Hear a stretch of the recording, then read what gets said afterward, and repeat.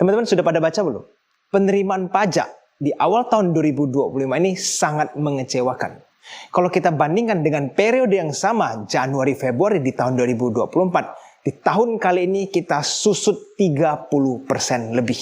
Dan ini cukup serius angkanya. Angka penerimaan pajak kita baru mencapai 8% dari target pemerintahan, padahal sudah 2 bulan berjalan. Jadi kelihatannya kondisi Indonesia tidak baik-baik saja. Ada 2 faktor yang mungkin menjelaskan kenapa penerimaan pajak bisa cukup rendah di awal tahun 2025 ini. Yang pertama adalah faktor Cortex yang banyak masalah.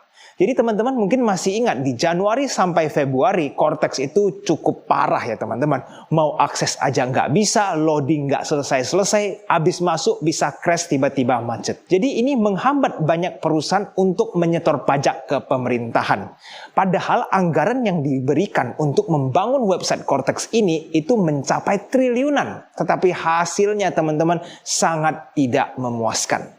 Sampai-sampai ini menghambat penerimaan pajak negara yang padahal tujuan awal Cortex dibuat untuk mempermudah masyarakat menyetor pajak ke pemerintahan. Dan faktor yang kedua yang menyebabkan kenapa penerimaan pajak bisa rendah adalah banyak bisnis yang omsetnya terjun bebas. Kalau para pengusaha yang ada di Indonesia rata-rata omsetnya turun ke bawah, maka dampaknya adalah penyetoran pajak juga akan ikut terseret ke bawah. Ini menjadi sebuah indikator bahwa ekonomi Indonesia ini cukup buruk. Pada saat angka inflasi keluar di Januari dan angka deflasi muncul di Februari, ada yang menjelaskan bahwa itu karena subsidi pemerintahan. Dan ternyata teman-teman setelah BI mengeluarkan sebuah laporan bahwa memang benar ada penurunan dari daya beli masyarakat di bulan Februari ini. Dan kali ini dampak terhadap keseluruh masyarakat akan sangat terasa, khususnya untuk middle low income class people. Buat para pengusaha yang ada di Indonesia, itu kalau omsetnya terus-terusan merosot ke bawah, hal yang harus mereka lakukan adalah perampingan biaya. Dan salah satu cara untuk merampingkan biaya adalah melakukan PHK karyawan. Dan jika PHK terus berlanjut, maka ancaman akan muncul untuk para pekerja yang berada di middle class. Dan jika sudah semakin banyak pengangguran yang ada di Indonesia, itu para pembisnis UMKM juga akan semakin merosot omsetnya. Karena mereka mengharapkan para pekerja untuk belanja barang-barang mereka di UMKM. Jadi business owner merosot ya, pelaku UMKM omsetnya ikutan merosot, para pekerja posisi mereka juga mulai terancam. Dan bahkan masih banyak orang yang sudah ter-PHK beberapa bulan yang lalu sampai sekarang masih belum bisa mendapatkan pekerjaan. Nah, kondisi ekonomi seperti ini kan cukup memprihatinkan. Lalu dampak ke orang-orang yang kaya top 10% yang upper class ini bagaimana dengan kondisi ekonomi seperti ini? Mungkin mereka masih bisa nih belanja tas mahal, makan di restoran yang mahal, bahkan travel ke luar negeri kemana-mana tuh, uangnya masih banyak. Tapi mereka tidak bisa benar-benar merasa bebas di dalam pikiran mereka. Karena mereka terus memperhatikan kondisi perusahaan mereka yang omsetnya terus-terusan merosot ke bawah. Ingat, para pembisnis kaya atau para konglomerat itu tidak bisa membiarkan bisnis mereka terus merosot ke bawah. Karena kalau omset mereka terus turun, nanti masalahnya di hutang bagaimana buat nutup bunga bank. Lalu mereka juga bagaimana terus bisa memperkerjakan karyawan yang sebegitu banyak. Karena kalau omset turun dan biaya mereka terus masih bengkak, maka nanti lama-lama mereka akan rugi. Dan kalau mereka tekor, bisa sampai kolaps. Dan kalau kolaps akan semakin banyak lapangan kerja yang tertutup. Nah, jadi teman-teman mereka tidak bisa tuh membiarkan perusahaan-perusahaan mereka terus-terusan tergerus omsetnya. Jadi mereka lagi makan, mikirin bisnis. Mereka lagi travel, masih tetap mikirin bisnis untuk mempertahankan kondisi perusahaan mereka.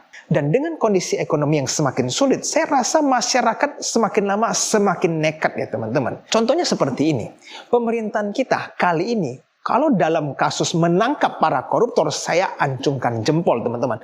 Karena kelihatannya mereka paling berhasil menangkap koruptor di tahun 2025 ini. Mulai dari kasus Timah, kasus Pertamina, kasus PLN, dan sederet kasus korupsi lainnya pada ditangkap semua dan diproses. Dan ini kan menurut saya luar biasa sekali. Pencapaian yang belum pernah kita lihat di presiden-presiden sebelumnya. Tetapi teman-teman, baru-baru ini ada isu bahwa program MBG, makanan bergizi gratis, program andalan pemerintahan kita ini potensi terkorupsi teman-teman. Yang dimana alokasi pemerintahan itu untuk per porsi adalah di angka 10.000. Tetapi pada saat sampai makanannya di tujuan masing-masing daerah itu sisa 8.000. Artinya 20% sudah hilang di pertengahan jalan. Itu 20% ya teman-teman, nggak main-main yang sudah potensi dikorupsi. Ada yang menjelaskan bahwa itu bukan dikorupsi, bahwa beberapa daerah memang cukup saja tuh 8.000. Nah, tapi justru menurut saya ini yang bahaya. Bagaimana kalau sebaliknya? Bahwa di sebagian daerah ternyata dengan uang 5.000 saja sudah cukup, tetapi dana yang dikucurkan sama pemerintah kan 10.000 untuk per porsi. Hilang kemana nanti 5.000-nya? Apakah akan kembali ke pemerintah? Saya tidak yakin ya, mungkin sudah akan diambil di pertengahan jalan. Maka saya rasa orang yang berani korupsi itu nekat sekali kalau mereka korupsi di salah satu program andalan di pemerintahan kita. Hukumannya seberat apa, saya tidak bisa bayangkan. Lalu teman-teman, baru-baru ini pada saat saya lagi mendengarkan berita di YouTube, ada muncul sebuah video yang berjudul Pencurian Saham oleh Profesor Renat Kasali. Saya kaget pas baca judulnya. Kok saham bisa kena curi? Karena saya pelaku pasar modal, saya cukup was-was dong. Apa jangan-jangan saham yang saya beli di IHSG juga bisa kena curi nih? Nah, jadi saya klik dan menonton isi videonya. Dan setelah saya menonton video, ternyata yang dimaksud bukan saham yang ada di IHSG, melainkan kasusnya seperti ini. Jika teman-teman itu seorang business owner yang memiliki PT yang sudah mendaftarkan PT tersebut secara legal dengan jalur yang memang sudah tersedia di Indonesia, ternyata masih bisa dimanipulasi oleh beberapa pihak dengan bantuan notaris, sehingga teman-teman bisa kehilangan kuasa dari perusahaan teman-teman tersebut. Jadi nama shareholdernya bisa berubah, nama pengendalinya bisa berubah, nama pengurusnya bisa semua berubah. Dan itu terjadi cukup banyak di Indonesia, seperti yang ada di video ini. Bagaimana orang mau invest di negara ini kalau tidak ada kepastian hukum? Sengketa tanah nggak selesai-selesai. Sudah bikin perusahaan, sudah didaftar di Dirjen AHU, tiba-tiba berubah. Shareholdernya berubah, pengurusnya berubah. Entah siapa datang ke notaris. Loh, capek-capek bikin perusahaan, berusaha. Sudah besar, sudah banyak untung, dirampok orang lain dengan cara tidak jelas dan menggunakan sistem online tanpa kontrol sama sekali. Dan bahkan kata Pak Mahfud, pencurian saham itu sudah banyak terjadi di Indonesia. Yang paling banyak itu Pak, pencurian saham perusahaan Pak. Bagaimana ya? Jadi Bapak punya perusahaan gitu, sudah terdaftar di Kemenkumham. Saya main dengan pejabat dan main dengan notaris, dibuat perusahaan Bapak itu berubah atas nama saya. Ini kan bikin saya merinding sekali ya. Jika teman-teman adalah pembisnis di Indonesia, harus hati-hati memilih partner kerja. Apalagi investor yang teman-teman nggak gitu kenal, datang mau berinvestasi di perusahaan teman-teman. Kita harus benar-benar ada perjanjian yang jelas, baca tuh semua klausul, jangan sampai nanti dia sisipkan hal-hal yang bisa merugikan teman-teman. Dan ini menunjukkan bahwa banyak sekali celah-celah hukum yang ada di Indonesia, sampai celah sekecil itu pun bisa dimanfaatkan sama orang-orang yang tidak bertanggung jawab untuk mencuri saham dari perusahaan teman-teman sekalian. Jadi harus hati-hati. Jadi teman-teman, dengan kondisi ekonomi yang sudah separah ini, dan teman-teman dari setengah tahun terakhir ini selalu mendengarkan di mana-mana ya, ekonomi susah, Indonesia gelap, dan tidak ada habis-habisnya masalah yang muncul di Indonesia. Solusinya apa nih kok? Nah, di video kali ini saya ingin nih sharing solusi, bukan cuma menjabarkan masalah. Ada 5 solusi yang ingin saya sharingkan ke teman-teman di video kali ini. Ingat teman-teman, saya bukan seorang pejabat. Saya tidak punya power untuk mengubah kondisi ekonomi. Saya hanya sifatnya itu memberikan pendapat saya, dan nanti teman-teman yang menentukan. Siapa tahu kan ada salah satu orang yang berpengaruh di pemerintahan kita mendengarkan dan merasa masuk akal dengan solusi yang saya sampaikan di video hari ini. Jadi solusi pertama yang bisa kita lakukan adalah melakukan transisi dari program MBG menjadi pendidikan gratis. Karena logikanya begini teman-teman, jika kita memberikan makan ke seorang individu secara rutin ya, bertahun-tahun sampai mereka terbebas dari stunting, istilahnya nutrisinya cukup, tapi mereka tidak memiliki pendidikan yang baik di Indonesia. Kira-kira hasilnya akan seperti apa? Jangan sampai individu tersebut akhirnya habiskan waktu scrolling sosial media, joget-joget di depan kamera, atau bahkan ikut-ikutan demo karena gampang terprovokasi, karena minimnya pendidikan. Jika dana yang disediakan untuk MBG ini ditransisikan ke pendidikan gratis. Ingat, pendidikan gratis itu lebih murah dibanding memberikan makan bertahun-tahun kepada seorang individual. Dan jika seseorang mendapatkan pendidikan gratis, itu nanti mereka pada saat lulus dari dari pendidikan tersebut, skill mereka akan cukup mumpuni untuk berkontribusi ke masyarakat Indonesia. Dan para pembisnis di Indonesia justru akan sangat senang jika mereka mempunyai SDM yang berkualitas. Karena sekarang banyak sekali SDM Indonesia yang tidak qualified untuk bekerja. Minimnya pengetahuan, skill yang sangat terbatas, tetapi sudah merequest gaji yang tidak karu-karuan. Lalu solusi yang kedua, teman-teman, suku bunga sudah seharusnya turun dalam waktu dekat ini. Ingat teman-teman, kelas menengah ke bawah itu sangat mengharapkan duit dari konglomerat atau top 10% itu dananya kucur ke mereka semua. Nah, salah satu cara itu untuk terjadi adalah suku bunga harus turun. Karena sekarang para konglomerat itu asik parkir duitnya di dalam money market atau di deposito. Karena returnnya masih sangat besar. Kalau dipaksa suku bunga terus-terusan turun, maka nanti ada satu poin mereka harus melakukan ekspansi bisnis. Karena mereka nggak ada gunanya lagi nih taruh uang di money market, tidak menghasilkan apa-apa. Disitulah potensi perputaran ekonomi akan terlihat. Memang sih ada resiko teman-teman, dengan terus menurunkan suku bunga akan dampaknya nilai tukar rupiah kita semakin lemah, apalagi nanti terhadap dolar Amerika. Nah, tetapi mungkin eksportir akan happy dengan kondisi seperti ini karena mereka cuannya dari dolar dan mereka nanti pada saat tukar ke kurs rupiah, cuan mereka bisa semakin tebal. Dan saya rasa orang-orang yang di lower income class people tidak akan keberatan kalau nilai tukar rupiah mereka lemah karena mereka tidak bisa membelanjakan rupiah mereka untuk keluar. Mereka hanya butuh uang untuk beli makan sehari-hari, bertahan hidup. Jadi kalau nilai tukar rupiah lemah terhadap currency luar, mereka tidak akan terlalu terasa. Jadi saya rasa suku bunga memang sudah saatnya turun supaya uang dari atas bisa kucur ke menengah ke bawah.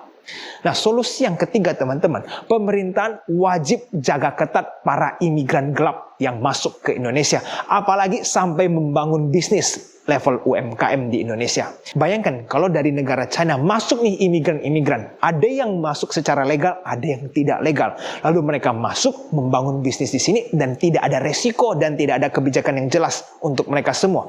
Mereka akan menjadi pesaing-pesaing pembisnis yang ada di lokal, teman-teman. Dan kalau bersaing seperti ini, tidak akan bisa bertahan para pembisnis lokal karena mereka tidak setor pajak. Dan ini kalau terus berlangsung dan negara tidak menghentikan ini dan tidak memberikan punishment yang serius untuk imigran gelap, maka kondisi nanti di bawah UMKM ini akan semakin parah. Para pelaku bisnis akan semakin susah karena kompetisi sudah tidak sehat. Jadi pemerintah wajib nih untuk memblokir nih imigran-imigran gelap, apalagi mereka yang ingin membangun bisnis di Indonesia secara ilegal. Dan kalaupun mereka ingin membisnis secara legal, peraturannya harus jelas. Jangan sampai mereka dalam hitungan minggu bisa bangun pabrik lalu berbisnis di Indonesia dan menjadi kompetitor. Dan ini kan mengingatkan kita, strategi Trump itu mereka membangun wall kan, agar orang Meksiko tidak masuk. Sebenarnya tujuannya adalah agar tidak masuk imigran gelap dari Meksiko dan menjadi pesaing para pembisnis yang ada di Amerika. Nah teman-teman, solusi yang keempat.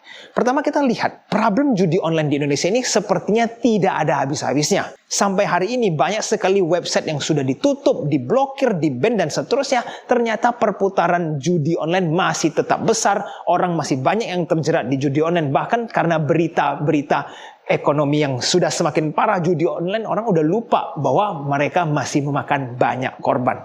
Jadi kelihatannya ada beberapa populasi di Indonesia ini memang sudah kecanduan dengan sistem judi online ini. Bagaimana kalau kita tinggal direct mereka ke tempat yang lebih legal? Nah, tidak mungkin kita bikin kasino di Indonesia, berjudi itu haram. Tetapi kelihatannya bursa itu bisa menambahkan aset instrumen yang lebih banyak untuk para pelaku pasar. Kalau mereka yang suka judi, biasanya mereka itu agresif dan kepingin cepat hasilnya antara cuannya banyak atau ruginya besar. Maka buatlah sebuah aset instrumen yang resikonya tinggi. Contohnya seperti option trading lah, ataupun aset instrumen lainnya.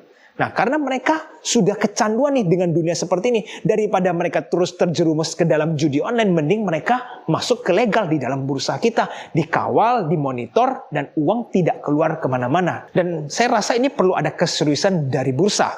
Karena kalau contohnya sekarang seperti bursa mengintroduce call warrant, put warrant, dan contoh seperti short selling, tapi program mereka ini tidak benar-benar disosialisasi, sehingga sangat minim pelaku pasar yang benar-benar mengikuti instrumen baru ini. Siapa nih di antara teman-teman yang masih ada belanja call warrant? Saya rasa sangat sedikit. Ya, transaksinya begitu kecil. Karena mereka masih tidak paham cara kerja seperti apa. Apakah mungkin terlalu rumit. Nah, jadi teman-teman, kalau bursa serius digodok, instrumennya dibanyakin, ada yang resikonya kecil sampai yang sangat besar sekalipun, itu bisa mengambil banyak sekali potensi masyarakat yang sudah kecantol dalam judi online ini. Nah, jadi ini salah satu solusi yang bisa dilakukan oleh bursa. Dan yang terakhir teman-teman, solusi ke yang 5 adalah jika pemerintahan sudah melihat nih roadmap 2025 ini kelihatannya penerimaan pajak akan tersendat-sendat karena ekonomi memang lagi susah sekali teman-teman di tahun 2025 ini. Cara mereka agar bisa terus menjalankan program, pemerintahan harus putar otak nih. Karena kalau mereka biarkan seperti ini, program mereka bagaimana bisa terus berjalan. Apalagi di tahun 2025 ini kelihatannya setiap minggu ada program baru dari pemerintahan. Program baru artinya akan ada muncul biaya baru. Kalau pemasukannya nggak cukup tapi biaya terus bengkak, pemerintahan kan harus cari dana. Kalau mereka terus-terusan terbit hutang, dikasih yield yang semakin tinggi, beban akan semakin besar. Kalau nanti itu sudah terlalu besar, malah nanti kenanya rating negara kita bisa turun karena utangnya terlalu banyak. Nah, jadi apa nih yang bisa mereka lakukan agar bisa mendapatkan dana dalam waktu periode pendek, tapi dananya bisa masif, yaitu adalah tax amnesty. Nah, semoga saja pemerintahan bisa sahkan tax amnesty di tahun 2025 ini supaya program-program pemerintah ini bisa jalan dengan baik. Karena jangan sampai program-program ini nanti hanya tinggal janji, tapi tidak ada pelaksanaan yang baik, tidak ada yang memonitor program tersebut. Tax amnesty ini ya resikonya ada satu teman-teman, yaitu adalah orang-orang yang mempunyai uang-uang ilegal, uang-uang korupsi dan lain-lain bisa saja ikutan masuk. Jadi para koruptor ini bisa saja ada yang lolos nih, uang-uang haram di luar negeri ini masuk ke dalam Indonesia. Nah, kalau menurut saya itu tugas pemerintahan untuk benar-benar mensortir yang ikut tax amnesty. Tapi benefitnya adalah pemerintahan bisa langsung mendapatkan dana untuk bisa menjalankan program-program pemerintahan mereka dengan baik. Nah, teman-teman, hari ini saya hanya men-sharingkan ya pendapat saya, solusi dari saya. Ingat, saya itu bukan pejabat. Saya tidak ada kuasa untuk mengubah ekonomi Indonesia. Dan teman-teman, sebagai penutup, salah satu indikator yang menunjukkan bukan hanya Indonesia yang sedang menghadapi kesulitan ekonomi, tetapi secara global semuanya lagi susah, yaitu adalah indikator harga emas. Harga emas baru saja mengalami all time high kembali, yang artinya masih banyak negara ini merasa ekonomi ini tidak pasti, arah tujuan ekonomi ini mau kemana, sehingga banyak yang masih memborong safe haven, yaitu adalah emas. Jadi saya harap teman-teman di kondisi ekonomi seperti ini kita semua bisa terus bertahan. Dan saya ada pesan untuk para pelaku bisnis yang ada di Indonesia. Teman-teman wajib berinovasi. Karena saya ingat teman-teman beberapa tahun yang lalu CEO Nokia mengatakan di depan konferensi pers yang besar ya. Dia bilang bahwa mereka itu tidak melakukan kesalahan apapun. Tetapi mereka bisa gagal. Teman-teman harus tahu bahwa Nokia itu pada saat zamannya itu adalah raja, raksasa yang tidak terkalahkan. Tapi mereka bisa kalah dengan persaingan karena mereka tidak berinovasi dan kalah dari kompetitornya. Jadi kalau teman-teman pelaku bisnis jangan pernah merasa aman. Mungkin ada sebagian teman-teman yang merasa bisnis teman-teman ini masih aman-aman saja, masih bisa berjalan di dalam kondisi ekonomi seperti ini. Jangan sampai lengah. Karena kalau teman-teman sudah terlanjur dimakan pasarnya dengan kompetitor, teman-teman akan susah untuk bangkit. Nokia aja bisa sampai bangkrut. Oke teman-teman, saya harap video ini bisa memberikan manfaat untuk para penonton semua. Subscribe channel ini jika teman-teman tidak kepingin ketinggalan dengan informasi seperti ini. Karena setiap hari Minggu saya selalu upload video mengenai ekonomi dan juga dunia investasi. Pastikan teman-teman share video ini ke teman-teman, saudara, ataupun ke keluarga agar mereka juga siap-siap untuk menghadapi ekonomi di tahun 2025 ini yang penuh tantangan. Sampai jumpa di video selanjutnya. I'll see you again next time. Bye-bye.